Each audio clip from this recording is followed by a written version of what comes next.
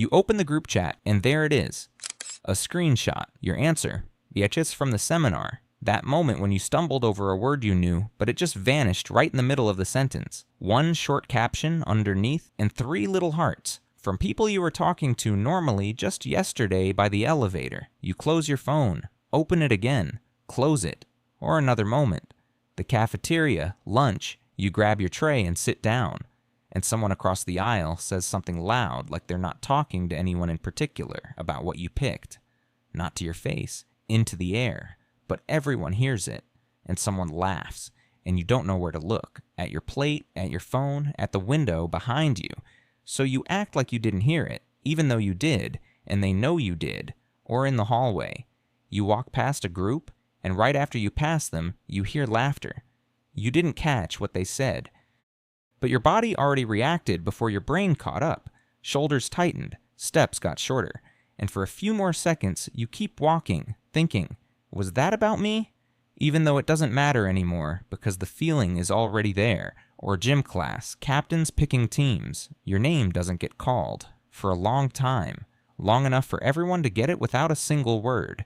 No one says anything out loud. But everyone sees. And you see that everyone sees. If even one of these feels familiar, not distant, but something you remember in every detail and every tone of voice, then what I'm about to say is about you. About what happens on the inside. And there's an explanation. One that has nothing to do with what you've probably been blaming yourself for. Let's start with the moment. That split second when the comment has landed and the room has already reacted. Your brain registers it as a threat. Not metaphorically, literally, physiologically. Neuroscientist Kipling Williams from Purdue showed that social exclusion and public humiliation activate the anterior cingulate cortex, the same region that processes physical pain. What you feel when someone throws a comment from the back of the class and everyone laughs. That's not being oversensitive. That's not, you're taking it too personally. It hurts in a literal, neurobiological sense. Your brain doesn't distinguish it from getting punched. That's exactly why you can't find the words in that moment. The freeze response kicks in, part of the fight-flight-freeze system. Under acute social threat, the brain may shut down. Go quiet. Don't escalate. Ride it out. That's not cowardice. That's an automatic protective mechanism that's been around for millions of years. It doesn't ask for your permission, and that's why the perfect comeback shows up at 2 in the morning. You're lying in the dark, phone face down, and there it is. Sharp, clean, exactly right. Not because you think slowly, but because at night there's no threat. Cortisol has dropped, and your prefrontal cortex is back at full power. During the day it was blocked. Not by you, by stress. Then comes what psychologists call rumination. You replay the scene over and over. The tone of voice. The faces of the people who laughed. Versions of how it could have gone differently. Sharper, better, without that pause everyone clocked. Research shows people with high empathy are especially prone to this. Those who pick up on social signals more acutely. Who sense the vibe in a room before anyone else. That same wiring makes you the person people come to when something's off. It also makes public humiliation hit harder. Not a flaw, 2 sides of the same thing. Now let's talk about the person doing it. There's a go-to explanation. They're struggling, low self-esteem, so they take it out on others. But psychologist Roy Baumeister found something more specific. Some aggressors don't have low self-esteem. They have unstable, high self-esteem, the kind that constantly needs feeding. And publicly humiliating someone is one of the fastest ways to do that. Right here, right now, in front of an audience. Because the audience isn't backdrop, it's the whole point. Researcher Christina Salmi-Valley showed in the 90s that most public ridicule isn't aimed at the target, it's aimed at the crowd. The laughter isn't a side effect, it's the goal. The aggressor isn't humiliating you to make you feel bad. They're humiliating you to get the group to confirm their place in it. You're a prop in that setup. Not because there's something wrong with you, but because you fit the role of a safe target. By their read, you won't clap back and you don't have enough backup in the room. It's a cold social calculation, not a verdict on who you are. They don't go after the weak. They go after whoever doesn't threaten their status right now.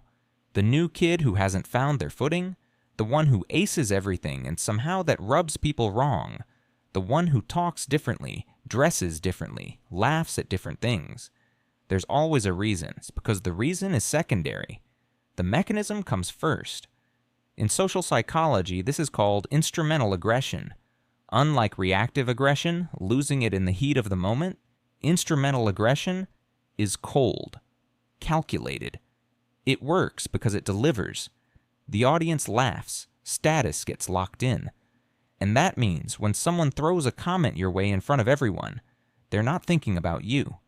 They're thinking about themselves, their anxiety about where they rank. You're the means, not the end. Uncomfortable to hear, but it's also what sets you free.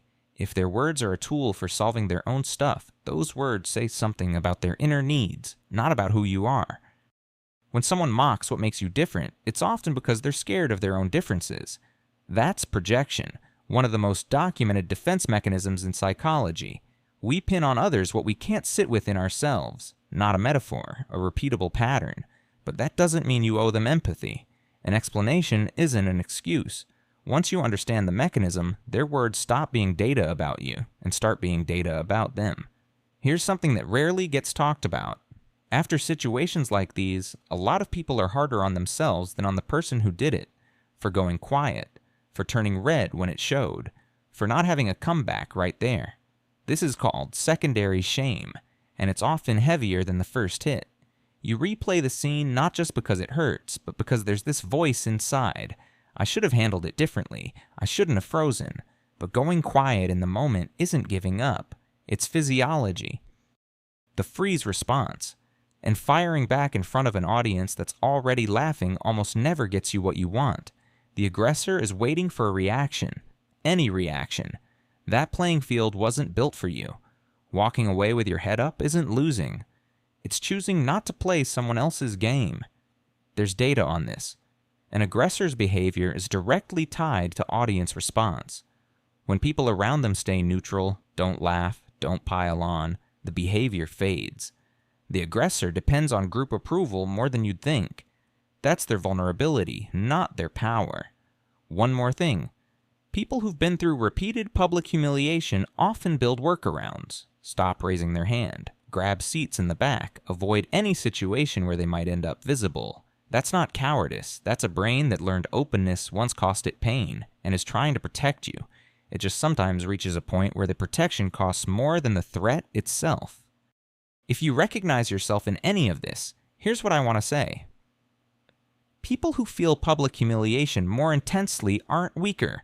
They read social signals more precisely, catch tones of voice and pauses other people miss. Remember the details of a conversation everyone else forgot a minute later. That's the same wiring that makes them the person people go to when they need someone who actually listens. Not someone who nods politely and immediately makes it about themselves, but someone who genuinely hears you, holds space, stays.